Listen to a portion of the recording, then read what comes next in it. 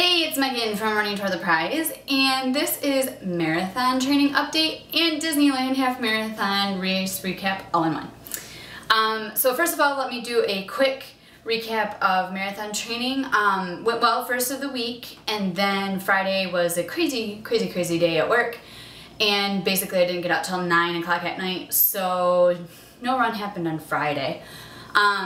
But then the next day we were traveling, and if you remember my Run Disney vlog, I mentioned that there was a new race registration, and it was the Disneyland half marathon. Basically a whole bunch of things fell into place and we were able to go, which was so much fun. It was a whirlwind trip, but it was so much fun. So I'm gonna recap the race, and then there will be another vlog talking about the expo and some of the events that happened throughout the weekend. So this is just the race recap, and like I said, there will be more to come. I was very fortunate in that I have a friend from college who we were gonna meet up with because she was running her first half marathon as the Disneyland half marathon, and so I thought it'd be fun to run with her, and it really was. So we met up early in the morning. I was technically Corral B since she hasn't run one and didn't have a proof of time. She was in Corral E, so I just moved back with her, and we got there early, got in the corral, it started, and off we went. And I'll admit it, being in a back corral was not fun. We did so much weaving those first 4 miles. It was insane. I honestly think that we had another probably good 1/10 of a mile on my Garmin by the end of the race. But we were weaving around a lot of people, especially through the parks, as they were very narrow runway. But it was so fun.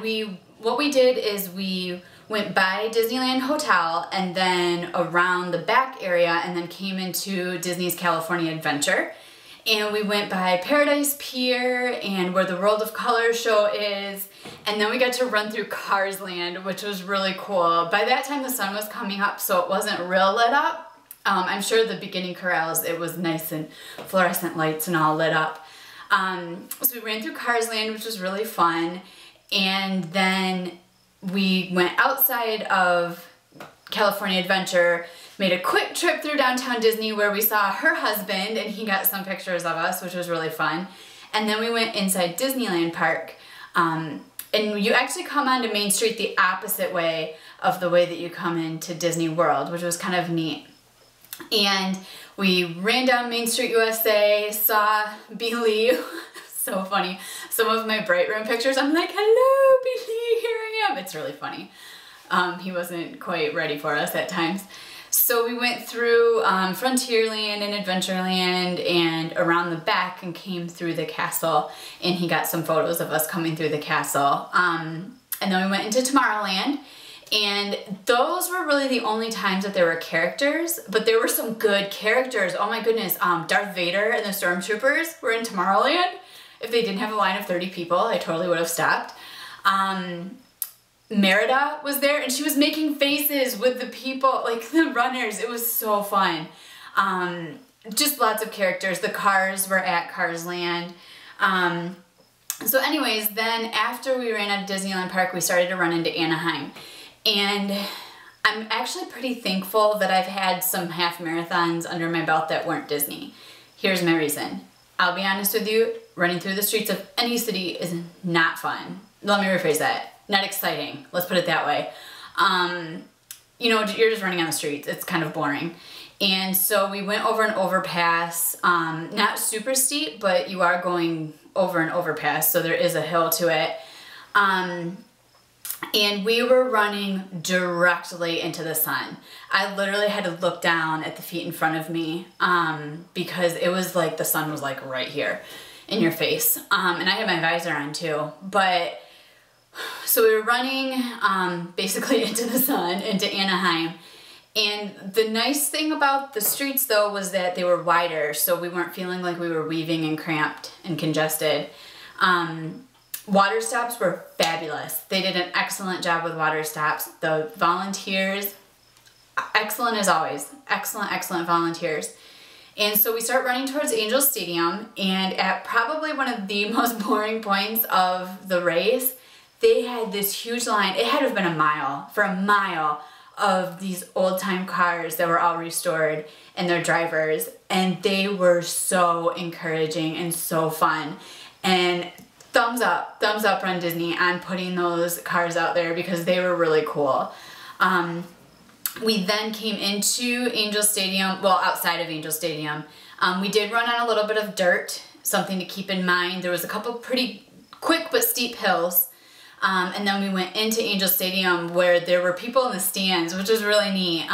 Boy Scouts and families and people in the stands as we ran on the outside, the dirt area of the stadium. And that was pretty cool, running through the stadium. I'm not a huge baseball fan, but that was pretty neat. At that point, we knew we were about at 10 miles, so we knew we were close and we were going to head back towards Disneyland. And at least the sun wasn't in our face on the way back. And so we came running back and saw Disney Way and knew we were getting close. Hit the outside of California Adventure again. The reason we knew this is because when we were coming into California Adventure, it said mile 12. We're like, sweet, the first time. So we knew we were getting close when we saw we were coming in towards California Adventure. Ran by Disneyland Hotel into the finish. And I got a personal best, which was pretty awesome. Basically, I was running on not a lot of sleep from the past few nights, a time zone change, and I'll be honest, I had to go to the bathroom since mile 4. Not joking. This was definitely a digestive issue. We'll just leave it at that. But I knew we were keeping awesome pace, and so I did not want to stop. I'll be honest, I think that I could have run a lot faster if I had gone to the bathroom because I was cramping up pretty bad. And we would have run faster if we hadn't run into that congestion at the beginning. But I ran 2:13, which is pretty exciting. That's a 3.5 minute PR. I'll be honest, I can't wait for my next half marathon. I really think I'm gonna rock it. But anyways, after we got done, which I high-fived Chip and Dale who were at the finish, and Bright Room got a photo of it. We finished, got in line. They gave us some cooling towels, which was nice, getting the sweat and that off your face. And then we got our medals, and my friend went and got water while I went and got my Coast to Coast medal. So exciting.